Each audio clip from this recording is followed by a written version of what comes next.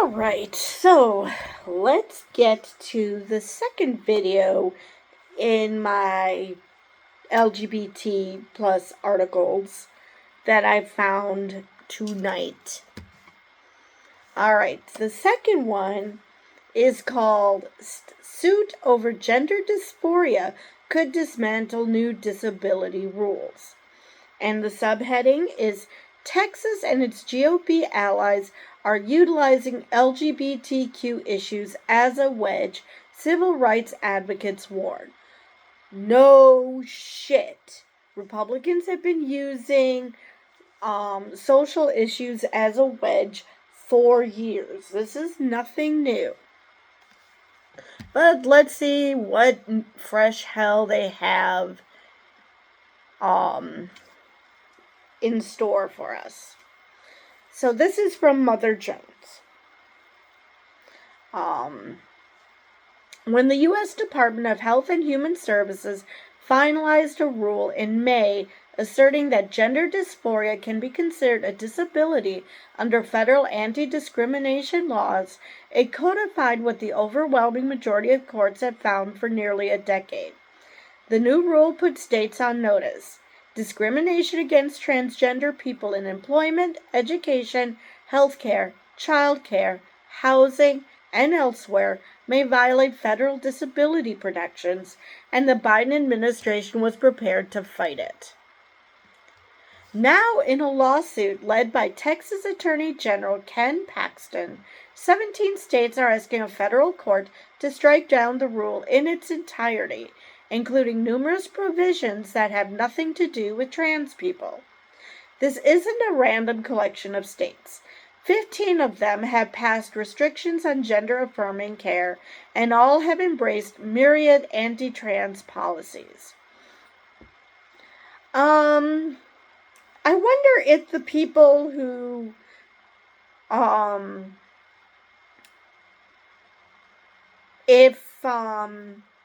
those people who are trying to strike down those numerous provisions realize that has nothing to do with trans people. Because the one thing I've learned about bigots is their hate is so strong that facts seem to not matter to them. I shouldn't say seem, they don't matter at all.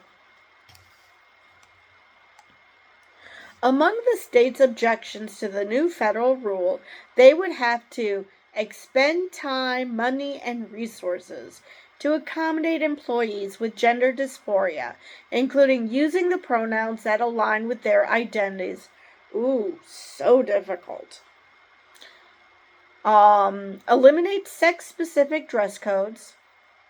Okay. And letting employees use gender-aligned bathrooms or locker rooms. Now, I understand that last one is tricky, but the first two? Oh, no. Now, granted, depending on who the person is and how well you know them, it is hard to remember the correct pronoun. But how much time does it take to catch on to that? Sex-specific dress codes. Okay, so women aren't forced to wear skirts and men don't have to wear pants. They can wear skirts. Again, what is the problem here? Have you heard of Scotland? I mean, I failed to see the problem, and women wear pants all the time. So again, what is the big deal? Like I said, I get that people have a problem with trans people using the proper bathroom or locker room because it makes them uncomfortable. But when I was in school, I was uncomfortable going to gym class and having to change, and it had nothing to do with whether there were trans people around or whether I was trans. I just was uncomfortable. So, yeah, people get uncomfortable in a locker room. That's just the way life is. Just because there's a trans person there, it's not that they're oogling you. I've mentioned this before. Most trans people are straight. just like most people in general are straight. So, if you have a trans woman in a woman's locker room, they're not looking at you. I mean, if they are, it's probably what kids do when they start going through puberty, when they start comparing each other. So that might happen, but they're not oogling someone because they want to screw them. That's not a thing. All right.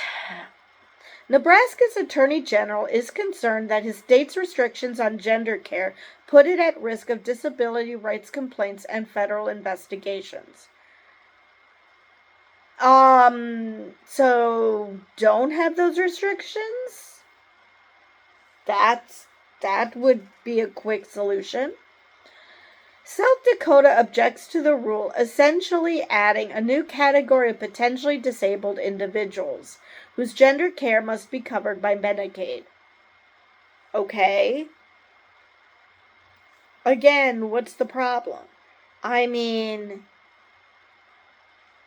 even if you consider this just a mental health issue,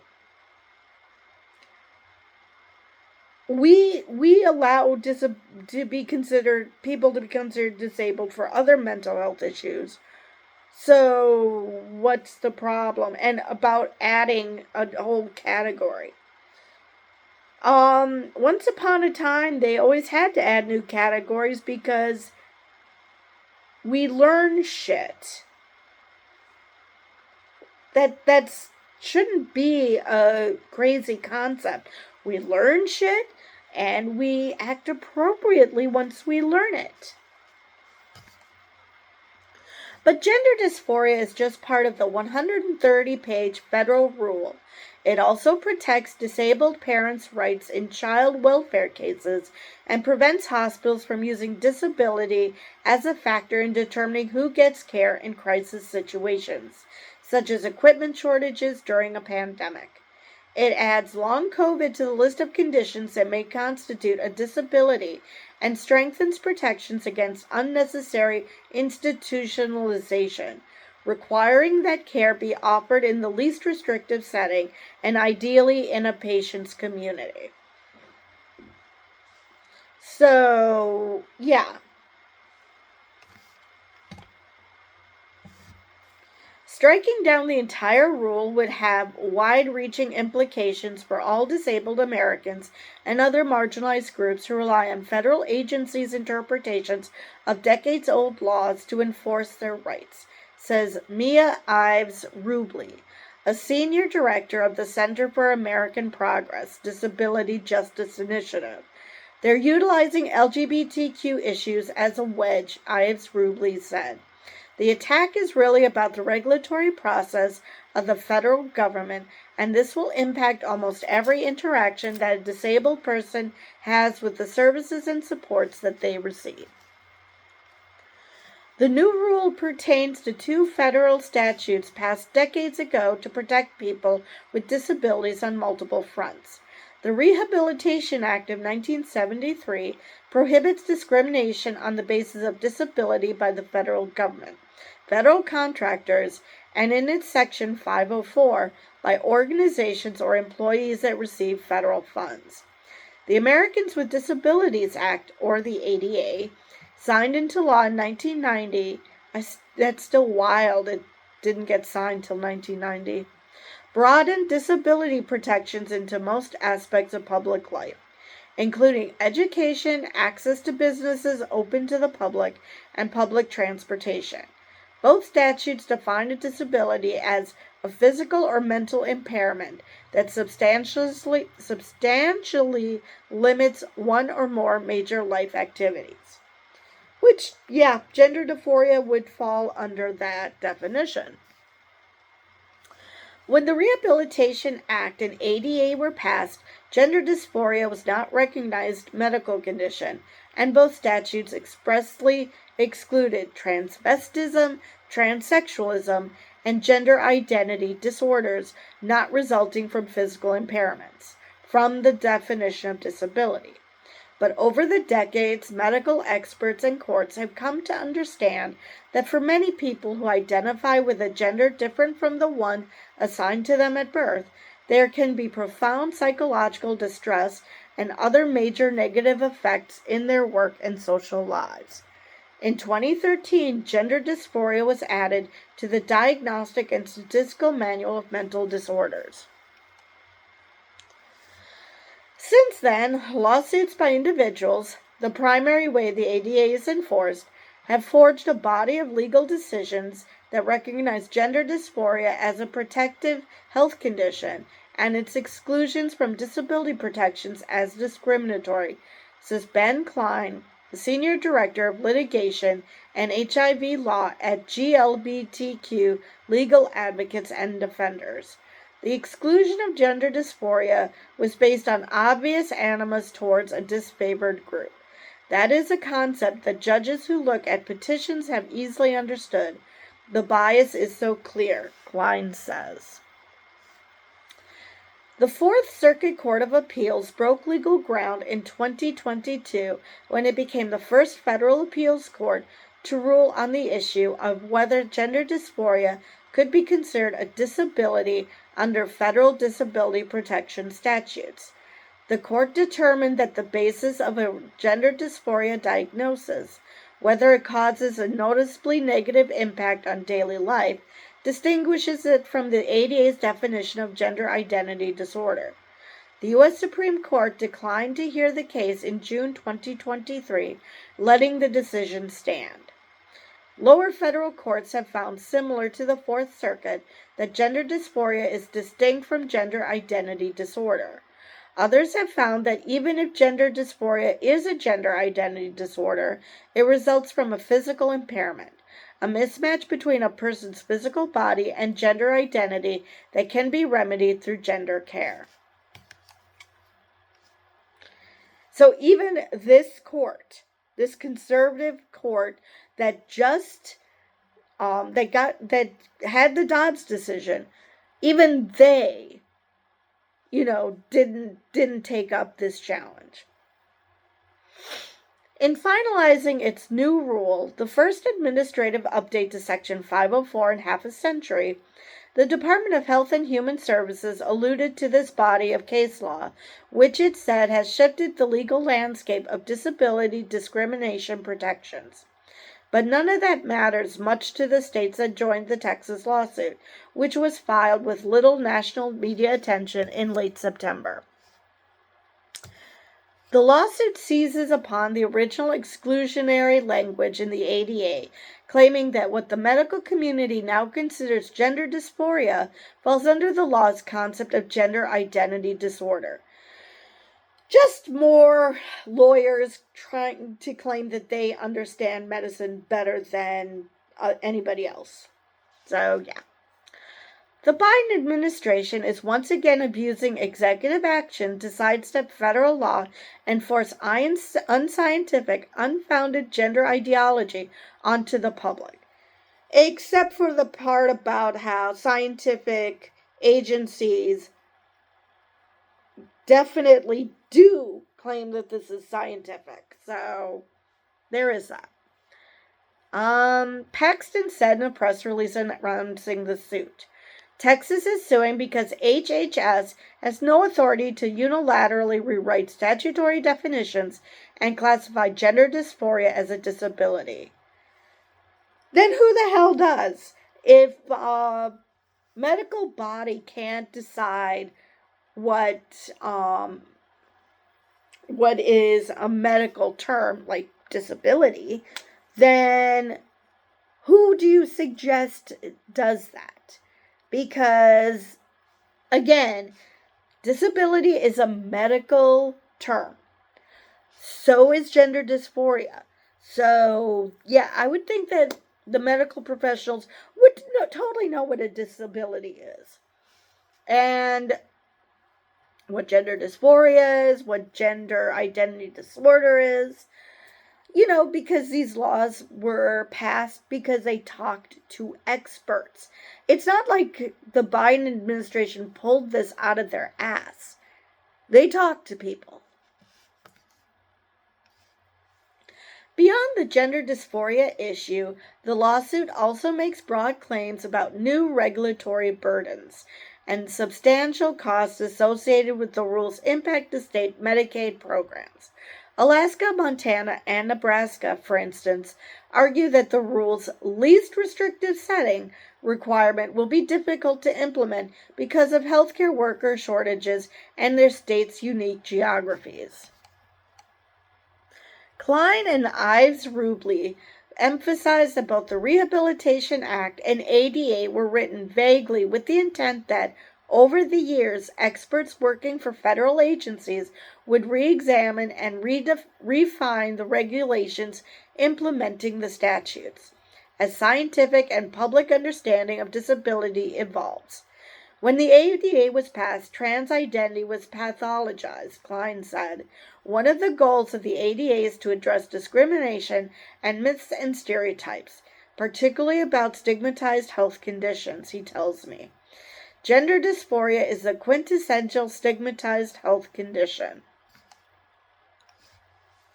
The new Texas case is just one of many avenues GOP officials are using to enforce their anti-trans beliefs.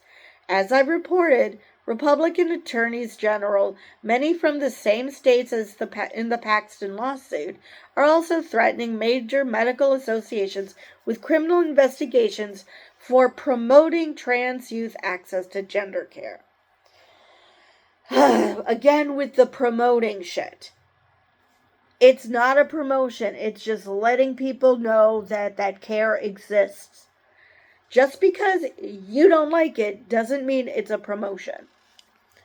And there was something else I wanted to mention. Oh yeah, this is one of the reasons why people like J.D. Vance and other Republicans have this hatred, this visceral hatred of experts, claiming that experts don't know shit. Even though that's why they're experts, because they do know shit, but whatever.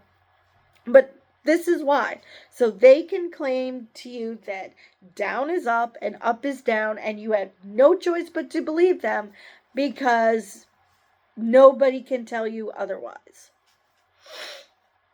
All right.